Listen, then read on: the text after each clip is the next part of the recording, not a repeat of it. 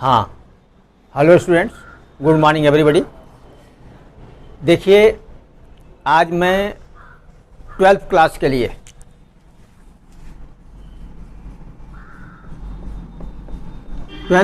लिए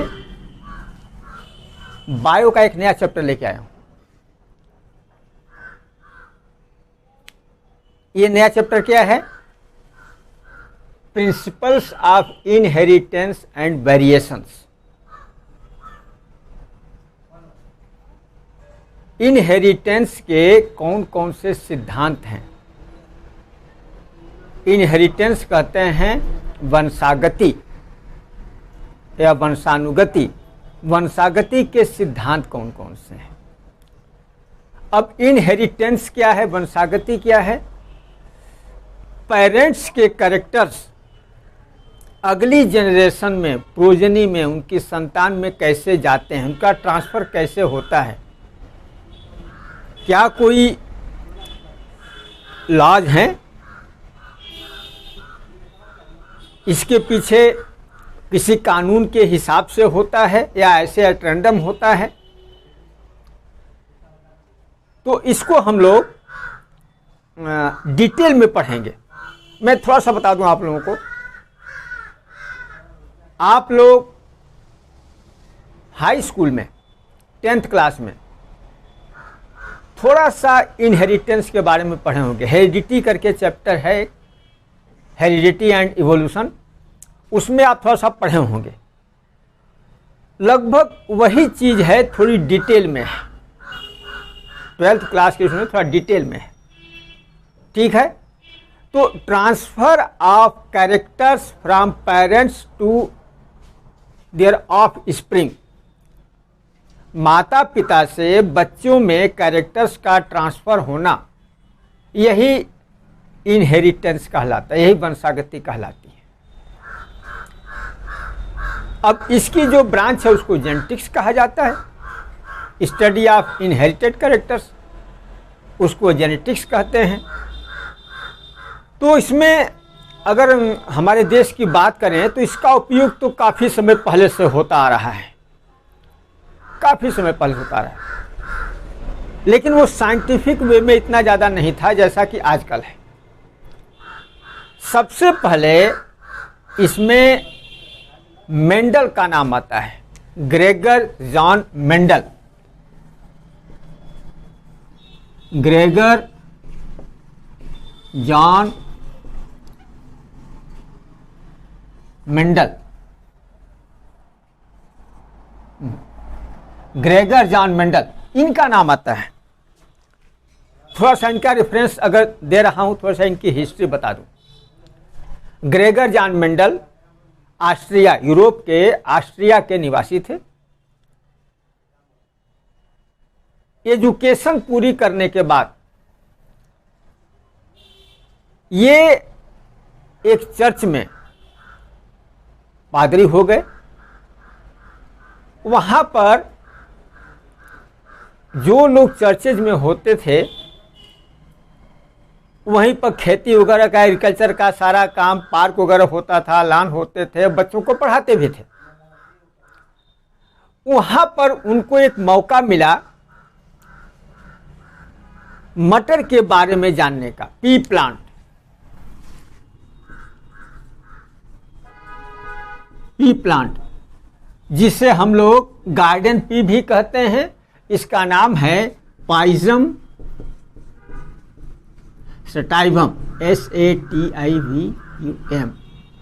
ये इसका बॉटनिकल नेम है। गार्डन पी का, पी प्लांट का बॉटनिकल पाइजम सटाइवम।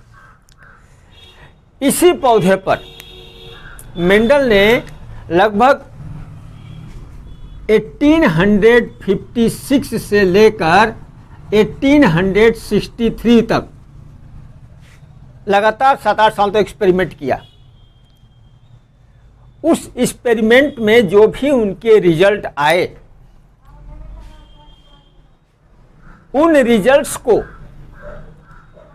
इन्होंने ऑस्ट्रिया के ही ब्रून शहर में इस साइंस की एक कॉन्फ्रेंस हो रही थी, जैसे वर्ल्ड कॉन्फ्रेंस होती है, उसमें इन्होंने प्रस्तुत किया अपने रिजल्ट को।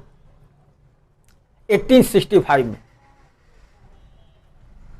उस समय के साइंटिस्टों ने इनकी बातों पर बहुत ज़्यादा ध्यान नहीं दिया, लेकिन 1865 के बाद लगभग 35 साल के बाद, 35 ईयर्स के बाद, लगभग 1900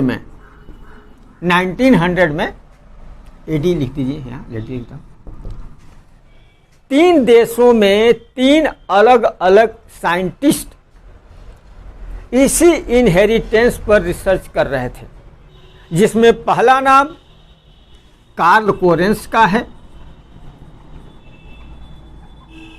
कार्ल कोरेंस का है, जो जर्मनी के रहने वाले थे। दूसरा नाम एरिक वान शेरमाक का है। एरिक वान शेरमाक का है। ये खुद ऑस्ट्रिया के ही रहने वाले थे। और तीसरा नाम जो आता है वो आता है ह्यूगो डी ब्रीज का।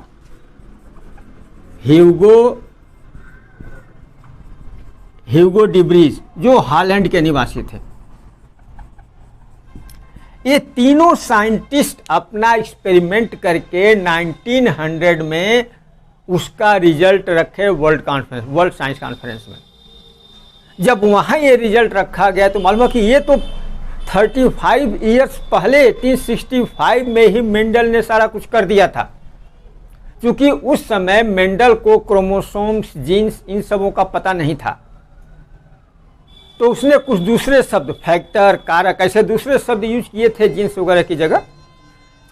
लेकिन इन लोगों को अनुभव क्या रही है, तो बहुत पहले हो चुका है।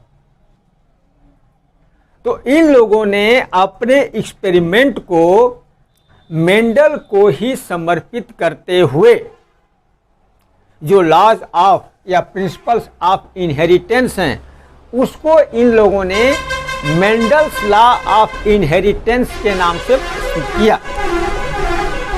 अब वहां हम लोग पढ़ा जाए मेंडल्स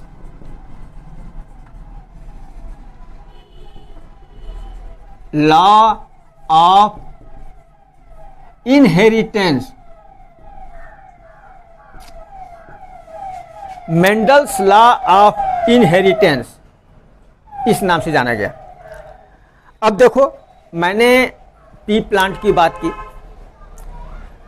मेंडल ने पी प्लांट ही क्यों सिलेक्ट किया?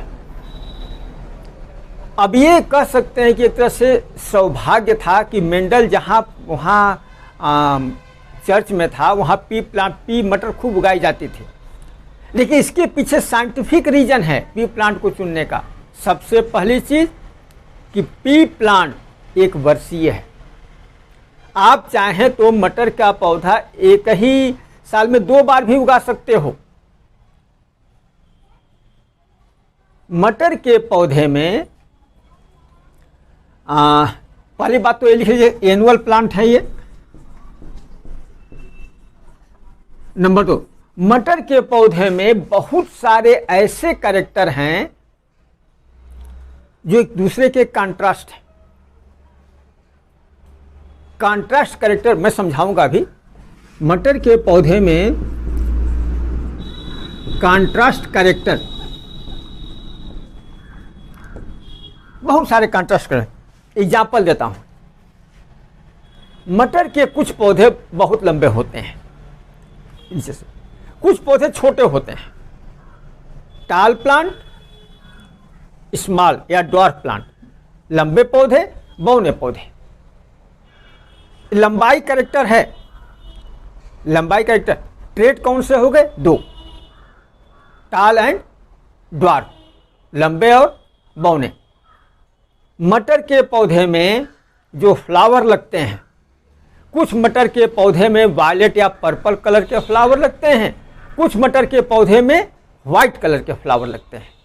ये भी 2 कंट्रास्ट कैरेक्टर हो गए। मटर का फूल कभी कभी तो साइड में, जैसे मटर का पौधा है ऊपर जा रहा है, यहाँ भी फूल निकल गया, फिर यहाँ भी फूल निकल गया, ऐसे ऐसे। तो मटर के पौधे में कुछ फ्लावर एक्सियल होते हैं, कहीं कहीं फ्लावर एक्सियल लगते हैं, और कुछ पौधों में बिल्कुल ऊपर जाके फ्लावर लगते हैं, टर्मिनल। तो इसमें भी कॉन्ट्रास्ट कैरेक्टर हो गया। फ्लावर के लगने की जगह कौन सी है? मटर के जो दाने होते हैं, कुछ दाने पीले कलर के गोल गोल होते हैं, मटर के कुछ दाने सिकुड़े हुए हरे रंग के होते हैं। ये भी कैरेक्टर हो गया, कॉन्ट्रास्ट कैरेक्टर हो गया। उसके बाद मटर की जो फली होती है, कुछ फली फूली हुई, कुछ फली सिकुड़ी हुई होती है, ये भी एक कॉन्ट्रास्ट कैरेक्टर हो गया। मटर की फलियां भी दो रंग की, कुछ पीले रंग की, कुछ हरे रंग की होती हैं। तो ये उसने जो है इसमें 7, हालांकि उसने कई सारे कर, लेकिन 7 कैरेक्टर उसने लिए थे अपने स्टडी के लिए, और ये 7 कॉन्ट्रास्ट कैरेक्टर थे। जैसे हम लोगों में देखा जाए बाल का, किसी का बाल घुंघराला होता है, किसी का बाल सीधा होता है। आँखों का रंग एक कैरेक्टर हो गया, लेकिन ट्रेड 2 हैं। आँखों का रंग किसी का भूरा होता है, किसी का काला होता है। अब ह्यूमन बीइंग पर स्टडी बड़ी मुश्किल है, क्योंकि एक आदमी स्टडी करना शुरू करेगा और 25-30 साल के बाद अगर वो वैज्ञानिक हुआ तो 50 साल तक उसकी स्टडी के मालूम है कि एक ही 2 पीढ़ी कर पाया। लेकिन मटर में तो कई पीढ़ियों की स्टडी की जा सकती है, हर 4-4 महीने 6-6 महीने में पौधे उगाते रहो। तो इन सब चीज़ों की, और मटर के पौधे में नंबर 3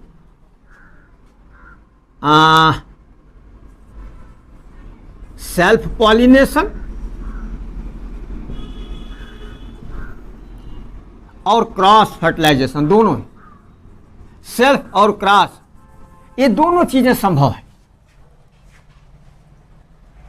तो इन सभी चीजों को लेकर मेंडल ने मटर के पौधे को ही चुना।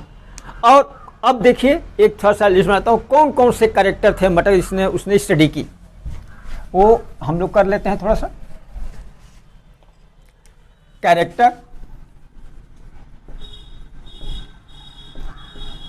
कैरेक्टर्स, और यहां आ जाएगा वेरिएंट्स।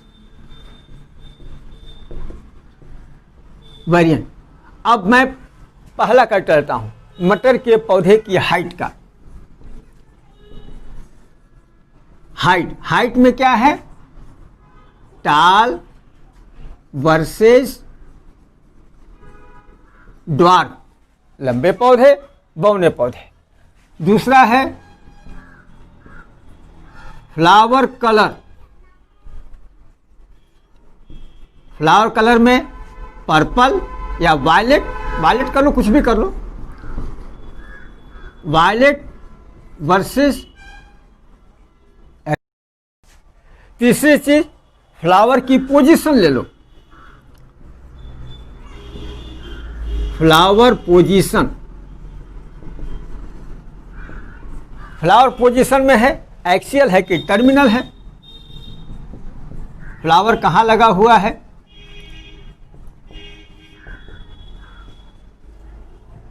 टर्मिनल है। अगला कैरेक्टर ले लो, सीड का कलर। अब कुछ सीड येलो कलर के होते हैं, कुछ मटर, और कुछ मटर के दाने ग्रीन कलर के भी होते हैं, हरी मटर भी होती है। अगला ले लो पॉड कलर, मतलब जो छिमी होती है, पॉड कलर। पॉड का भी कलर कुछ का तो ग्रीन होता है, और कुछ मटर की फलियां जो हैं वो येलो कलर की भी होती हैं। अगला ले लो पॉड का शेप, सीड का शेप ले लो पहले, सीड शेप। मटर के कुछ दाने राउंडेड होते हैं, बिल्कुल गोल राउंड, और कुछ दाने जो हैं रिंकल्ड सिकुड़े हुए होते हैं, कुछ दाने सिकुड़े होते हैं, रिंकल्ड होते हैं। और लास्ट है पॉड साइज, कुछ मटर की जो फलियां होती हैं फूली हुई होती हैं, कुछ पिचकी हुई होती हैं, तो इसको भी कह सकते हैं इन्फ्लेटेड वर्सेस वही सिकुड़ी हुई जिसको रिंकल या कंस्ट्रिक्टेड कहते हैं, कंस्ट्रिक्टेड सिकुड़ी हुई।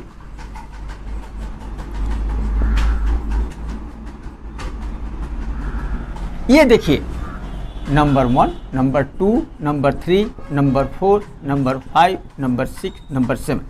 ये 7 ऐसे कैरेक्टर्स हैं जिनमें कॉन्ट्रास्ट कैरेक्टर्स हैं सबके सब। अब इनका ये स्टडी किया, ठीक है। अब मैं मेंडल्स के लॉ पर आता हूं। मेंडल्स ने अपने एक्सपेरिमेंट के आधार पर 3 लॉज बनाए, 3 Mendel's laws.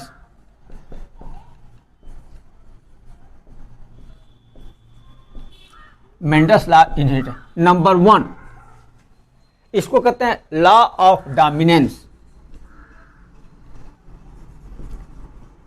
Law of dominance. दूसरा है लॉ ऑफ सेग्रीगेशन और law of purity of gametes. Number 3 है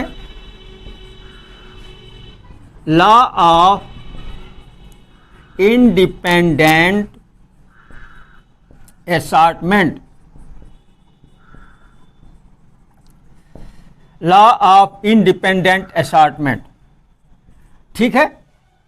मेंडल ने अपने एक्सपेरिमेंट के आधार पर इनहेरिटेंस के 3 लॉ बनाए, law of dominance, law of segregation, law of independent assortment.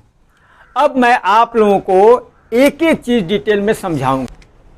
Law of dominance, तो मैं इन दोनों को मिटा देता हूं, लॉ ऑफ डोमिनेंस को लेके चलता हूं, ठीक है ना। देखो हिंदी में कहते हैं प्रभाविता का नियम। लॉ ऑफ डोमिनेंस मतलब प्रभाविता का नियम। मैं समझा दूं। मेंडल ने बताया कि जब 2 कॉन्ट्रास्ट कैरेक्टर के बीच में क्रॉस कराया जाता है, फर्टिलाइजेशन कराया जाता है, तो आगे आने वाली पीढ़ी में एक लक्षण तो दिखाई देता है, प्रकट होता है, अपीयर होता है, दूसरा छिपा होता है। जो दिखाई देता है वो डोमिनेंट कैरेक्टर है, वो प्रभावी है। जो छिपा हुआ है उसको रिसेसिव कैरेक्टर कहते हैं, अप्रभावी। तो थोड़ा सा देखिए मेंडल ने क्या किया।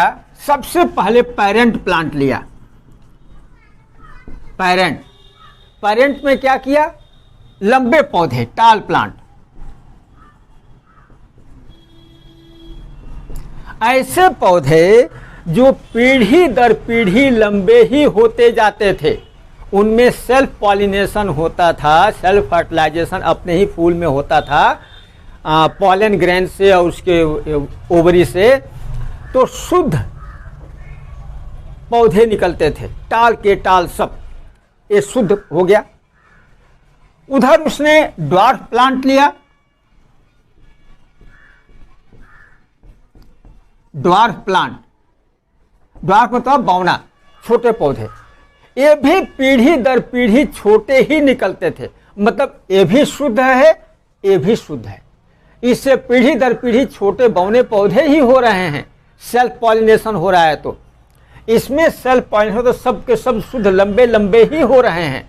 उसने ऐसे प्लांट चुना, देख लिया कि हाँ पीढ़ी दर पीढ़ी लंबे लंबे पौधे हो रहे हैं। अब उसने क्या कराया कि इन पौधों से इन पौधों का क्रॉस कराया। क्रॉस कैसे होता है, इनके फूलों के पॉलन ग्रेन को इनकी ओवरी पर डाल दिया, इसको मेल मान लिया, इसको फीमेल मान लिया, या रिवर्स भी कराया। इसके पॉलन ग्रैन को इसके ओवरी स्टिग्मा पर डाल दिया, ये मेल हो गया, ये फीमेल हो गया। उसने दोनों तरफ से कराया, दोनों तरफ से चेक किया। तो देखिए इसके लिए कुछ संकेत हैं, बार बार ये टाल प्लांट, ड्वार्फ प्लांट लिखना पड़े, इसलिए कुछ संकेत लिया जाता है।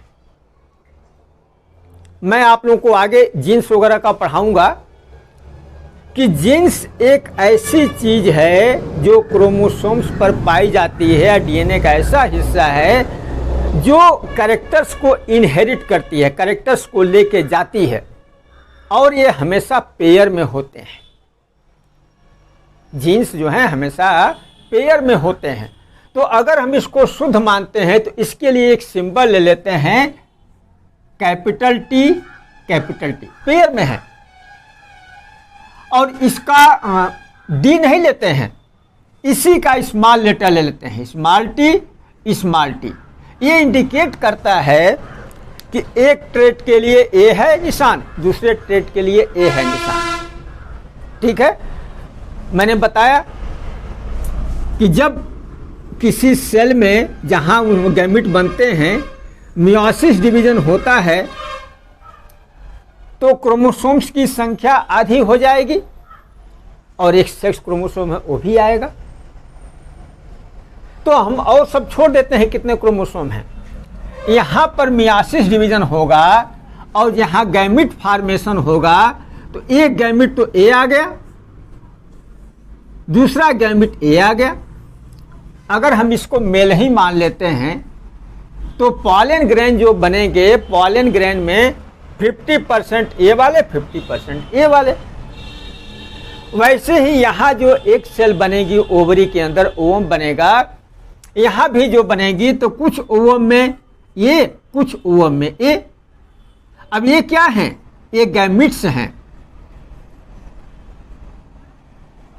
ये जो हैं ये गैमिट्स हैं।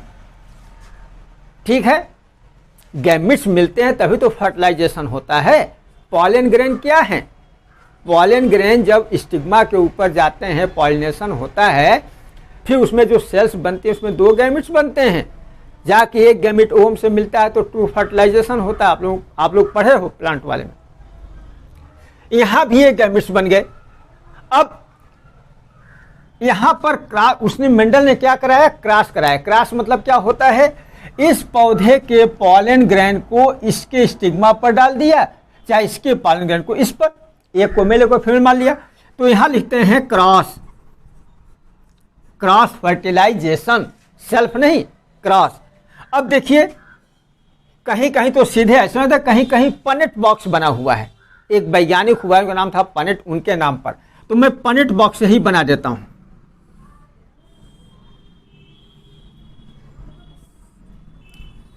देखिए अगर हम इसको ऊपर लिख दें, एक गैमिट ए आ गया, एक गैमिट ए आ गया, दोनों गैमिट यहां पहुंच गए ऊपर। ठीक है, हम इसको मेल मान लेते हैं। ये दोनों को फीमेल मान लेते हैं, फीमेल गैमिट। एक गैमिट यहां आ गया, एक गैमिट यहां आ गया। बिल्कुल क्लियर हो गया। अब चांस की बात है, ये इससे मिल जाए, ये इससे मिल सकता है, ये इससे मिल जाए, ये इससे मिल जाए, चांस की बात है। अगर ये इससे मिलता है तो क्या कॉम्बिनेशन बनेगा? Capital T small T. ये इससे मिलता है तो कैपिटल टी स्मॉल टी। ये इससे मिलता है तो कैपिटल टी स्मॉल टी। ये इससे मिलता है तो कैपिटल टी स्मॉल टी। कहने का मतलब ये है कि अगर यहाँ क्रॉस फर्टिलाइजेशन होता है तो जो नई प्रोजनी बनेगी ये सब के सब सेम है। ये तो पेरेंट हो गए, इनके गैमिट बने। अब ये जो बनी हुई चीज है इनके क्रॉस से, इसको कहते हैं F1 generation. F1 first filial generation, इसका पूरा है नाम फर्स्ट फिलियल जेनरेशन। हिंदी में कहते हैं प्रथम पुत्री पीढ़ी। ये पहली पीढ़ी है, फर्स्ट जनरेशन है। ये पेरेंट्स हैं, फर्स्ट जनरेशन है, क्रॉस कराया गया है। ठीक है, अब इसमें देखिए 1 2 3 4 ये टाल प्लांट है, ये ड्वार्फ प्लांट है। अब इसमें कैपिटल टी आया है, इसमें स्मॉल टी आया है, यहां भी कैपिटल टी स्मॉल टी, यहां भी कैपिटल टी स्मॉल टी, यहां भी कैपिटल टी स्मॉल टी, मतलब पूरा दोनों का कॉम्बिनेशन हो गया। अब ये शुद्ध न तो इसकी तरह है न इसकी तरह है, तो इसको क्या कहेंगे? ये हाइब्रिड है। ये क्या है? हाइब्रिड है।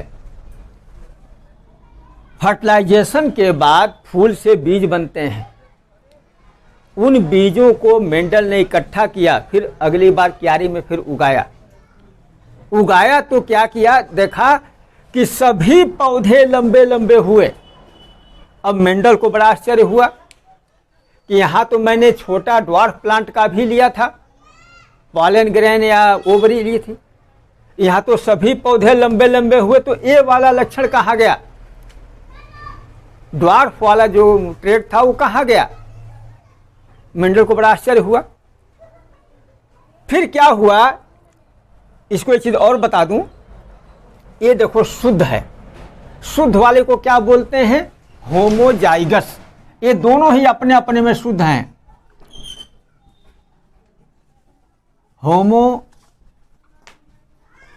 होमोजाइगस। अब ये भी होमोजाइगस, ये भी, मतलब दोनों के जो जीन्स हैं बिल्कुल अपने अपने तरह के हैं, शुद्ध है। लेकिन यहां एक टाल का एक ड्वार्फ का, इसको क्या कहते हैं? हेटेरोजाइगस।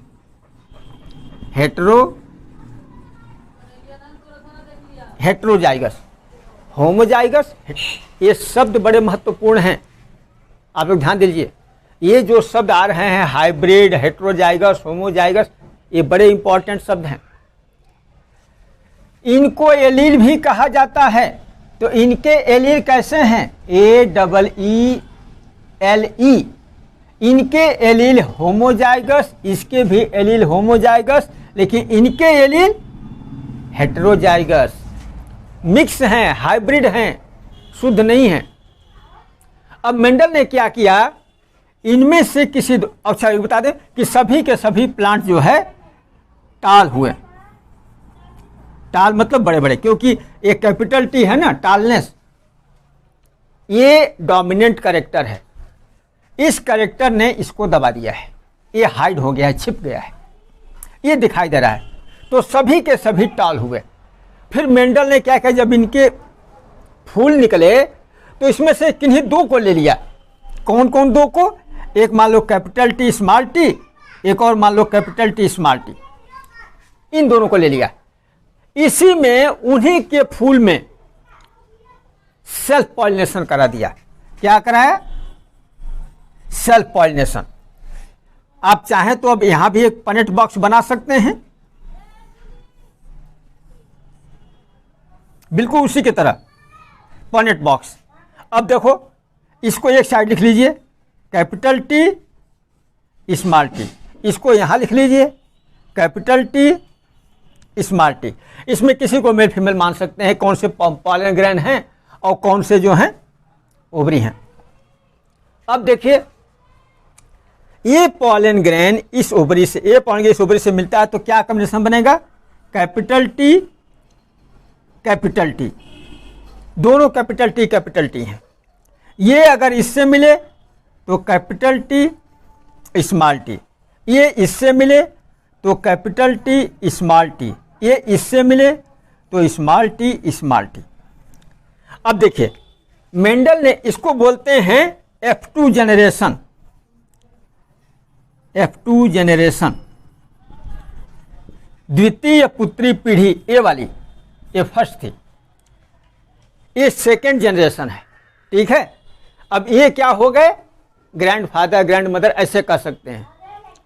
ये ग्रैंड डॉटर, ग्रैंडसन हो गए। सेल्फ का है तो ये बने। अब इसमें मेंडल ने देखा कि देखो, यहाँ कैपिटल टी है, ये पौधा लंबा होगा। यहाँ कैपिटल टी स्मॉल टी है तो ये भी पौधा लंबा होगा, क्योंकि कैपिटल टी जो है डोमिनेंट है।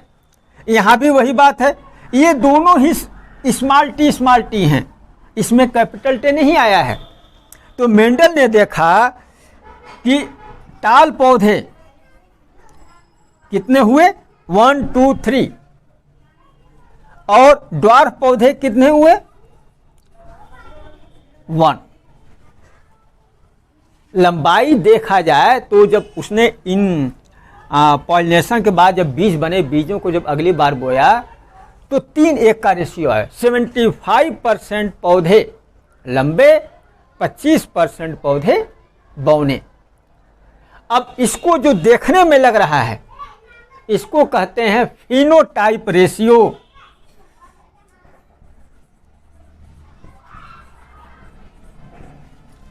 फिनोटाइप रेशियो इसको कहें, क्योंकि आउटर अपीयरेंस है, लंबाई देख के पता चल रहा है कि 3 लंबे हैं, लेकिन जेनेटिक कॉम्बिनेशन क्या है, जैसे मैंने यहां बताया कि सब के सब हाइब्रिड हैं, ये जेनेटिक कॉम्बिनेशन है, इनका जीन्स का स्ट्रक्चर बता रहा है, ये फिनोटाइप बाहर से देखने में। तो अगर जेनेटिक रेशियो इसका देखा जाए, इसका अगर जेनेटिक रेशियो देखा जाए तो क्या निकलेगा, मैं यहां बता दूं, वहां तो हो गया फिनोटाइप। जीनोटाइप देखिए, देखिए इसके जीन्स कैपिटल टी हैं, ऐसा कितना है, 1। ये दोनों एक तरह के हैं हाइब्रिड वाले, ये कितने हैं, 2, और ये ड्वार्फ वाला 1 है। तो हम कह सकते हैं कि जीनोटाइप रेशियो या जो जेनेटिक स्ट्रक्चर है 1:1 का है, 1:1 का रेशियो जेनेटिक स्ट्रक्चर। और फिनोटाइप क्या है, 3:1 का। फिनोटाइप रेशियो 3:1, 3 टाल 1 बौना। यहां तक हो गया है, ये है लॉ ऑफ डोमिनेंस। ठीक है, अब इतना तो आपके समझ में आ गया होगा। फिर से देखिए, इनको एलील कहते हैं, दोनों एलील समान हैं तो होमोजाइगस, दोनों डिफरेंट हैं तो हेट्रोजाइगस, और ये शुद्ध नहीं है, मिक्स हो गए हैं तो हाइब्रिड कहलाते हैं। यहाँ देखिए, ये शुद्ध है, ये मोनोजाइगस कहलाएगा, ये भी मोनोजाइगस कहलाएगा, ये दोनों हेट्रोजाइगस कहलाएंगे। लेकिन फिनोटिपिक रेशियो क्या है, देखने में कैसे लग रहा है, बाहर से 3 टाल 1 ड्वार्फ। जीनोटिपिक रेशियो क्या है, 1:1। ये है law of dominance. Law of dominance के आधार पर पौधों में जो इनहेरिटेंस होता है वो इस तरह से होता है। मेंडल ने कहा कि 2 कॉन्ट्रास्ट कैरेक्टर में से एक कैरेक्टर जो है वो प्रभावी होता है, डोमिनेंट होता है। अगली पीढ़ी में वो अगर उसमें से एक भी कैरेक्टर आ गया डोमिनेंट वाला तो वही प्रकट होगा, दूसरे को हाइड कर देता है, दूसरे को छिपा देता है, जिसको रिसेसिव कहते हैं। ठीक है, इतना तो मेरे ख्याल से आप लोगों को क्लियर हो गया। अब मैं दूसरा वाला लॉ भी इसी में डिफाइन कर देता हूं, लॉ ऑफ सेग्रीगेशन। इसी फिगर में लॉ ऑफ डोमिनेंस और यहां कर देता हूं law of segregation. Law of segregation, देखिए सेग्रीगेशन का मतलब होता है अलग अलग, सेग्रीगेट हो जाना, अलग अलग हो जाना, या law of purity of gametes भी कहते हैं, लॉ ऑफ स्प्लिटिंग भी कहते हैं। प्योरिटी ऑफ गैमिट्स की शुद्धता का नियम। तो सेग्रीगेशन मतलब अलग होना। देखो यहाँ 2 गैमिट्स हैं, दोनों गैमिट्स यहाँ अलग हो गए। ये भी मेन प्लांट है, पेरेंट है, इसके भी दोनों गैमिट्स अलग हो गए। अब ये किससे मिलता है, ये किससे मिलता है, अपने अपने मिले। यहां पर सब मिक्स वाले हो गए, सब के सब हाइब्रिड हो गए। तो लगा होगा कि अब तो स्मॉल वाला ड्वार्फ वाला कैरेक्टर गया, लेकिन गया नहीं, वो सिर्फ हाइड है, छिपा हुआ है, अपने को प्रकट नहीं कर रहा है। लेकिन जहां दोनों होमोजाइगस हुए वो कैरेक्टर प्रकट हो जाएगा, जैसे यहां हो गया।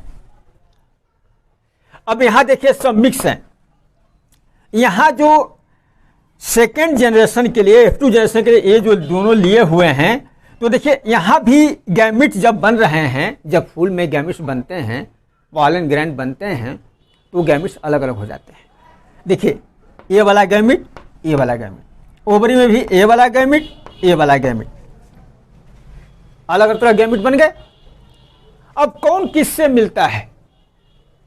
जहां पर ये दोनों मिल गए, बिल्कुल देखिए शुद्ध ग्रैंड की तरह, ये दोनों मिल गए बिल्कुल प्योर ग्रैंड की तरह, ये दोनों फिर स्मॉल और कैपिटल मिलके ये देखिए हाइब्रिड बन गए। ये दोनों जो हैं वो हाइब्रिड बन गए। तो गैमिट्स जो हैं वो मिक्सअप नहीं होते हैं, ब्लेंड नहीं होते हैं, शुद्ध रहते हैं। Law of purity of gametes, gametes हमेशा शुद्ध रहते हैं। Splitting of gametes, gametes split होते हैं, अलग अलग हो जाते हैं। लॉ ऑफ सेग्रीगेशन का मतलब है कि इस लॉ के अनुसार गैमिट्स अलग अलग होके फिर स्वतंत्र रूप से अपना एक दूसरे से मिलते हैं।